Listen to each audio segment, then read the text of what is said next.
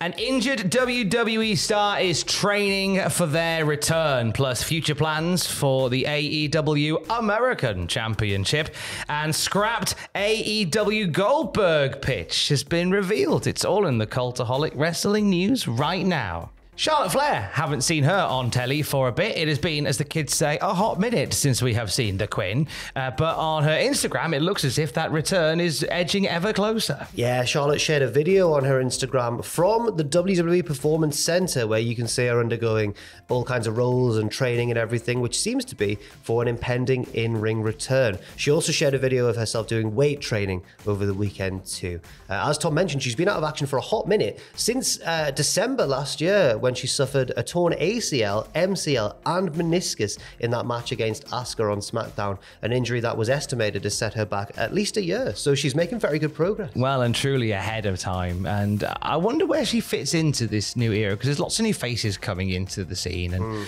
I think one of the matches that a lot of people were initially pitching for was a Jade Cargill Charlotte Flair showdown. Okay. And I wonder whether that match would still potentially be a thing. It could still happen at some point, I suppose.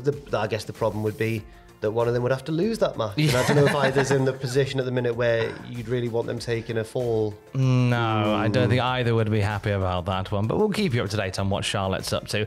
Meanwhile, in AEW, MJF has been flaunting his brand new American Championship. American. Replacing the international title, and he's been a busy boy with that championship as well. He defended it in Arena Mexico against Templario. He's got an upcoming defense for Rev Pro against Michael Oku, and according to Fightful Select, this isn't going to be forever. This title belt in particular. They say those that we've spoken to believe that the American Championship was a temporary move to get more heat on MJF ahead of All In at Wembley. We're told that the goal for the International Championship is to continue to elevate it. Yeah, this feud between Ospreay and MJF is something that has been on the cards for a while now, according to Fightful Select as well, who say long before MJF's AEW return, there were creative plans for Ospreay and MJF to carry a feud throughout the summer all the way to All In at Wembley Stadium, which we're seeing. I think it's a clever move, the fact that it's a temporary measure just to get a bit of extra heat on MJF. I think there would have been heat for him already, given his heelish actions and the fact that he's facing an Englishman at Wembley Stadium. But this kind of secures that heat, I suppose. I imagine we'll get a big... He's going to look like Apollo Creed's entrance in Rocky IV. When he comes out with James, right? He's going to have a big America-themed entrance, I imagine. Oh, they're going to really milk it. And I think he's the right guy to do this sort of thing with. He's someone that absolutely leans into it. And yeah, big pomp and circumstance entrance that's going to get a lot of hatred. I imagine so. But does this news that it's probably a temporary measure, this belt, does this mean that... Ospreay, I mean, I would bet on Ospreay winning anyway over MJF, but does this kind of make it more certain that Ospreay's going to win? I think it does. I think we see Ospreay throw the American title in the bin and reveal the international title once again. Look, bruv. Look, I've got it back, bruv. I beat him, bruv. It's like he's here. I did it. I'm Ospreay. I'm turning into an EastEnders character. You are, bless you. You're not my mother. Imagine if he came out with the Mitchell brothers. Yeah. One on either side. Coming to the ring by the Mitchell brothers, a Bulldog, and other strong British characters. Giant digestive. Digestive biscuits. People will be squinting at the Mitchells going, is that the Harris twin? Of course they are, darling. Matt Hardy's GCW debut is on the horizon. The 2024 is a hell of a game of bingo. And get this, he's going one-on-one with Nick Gage at GCW now and forever. Matt Hardy versus Nick Gage. Be weapons. There'll be weapons. There'll be weapons. It's been a weird old year for Nick Gage. He formed that very unorthodox tag team with Maki Ito. And they've had some fun, haven't they? They have. That's one of the only things. That's one of those things that you will only see in indie wrestling, and it's magnificent that it's happened. Matt Hardy versus Nick Gage. It's not going to be like an acrobatic work rate classic or anything, but what it will be is quite a spectacle, I imagine. They're both strong personalities in the wrestling, and they both enjoy using weapons. They both love using a bit of the weapons. And Bryan Danielson loves the affirmative. However, WWE have owned the affirmative. A superlative on the affirmative today means that maybe Bryan Danielson could be confirming the return of the superlative affirmative. Yesterday, Bryan Danielson filed for a trademark for his WWE chant, "Yes, yes, yes." The trademark filing is for goods and services in the realms of entertainment in the nature of wrestling contests, production of podcasts, entertainment services, media production services, production of music and TV, video and movie filming services.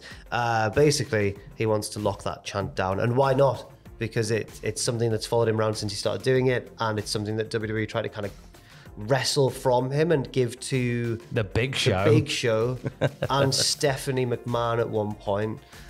But it's Bryan Danielson's chant. We know that. It's got to be. And I like the fact that he's filed for trademark for it, because it was something that was synonymous with that amazing time when he shattered the glass ceiling.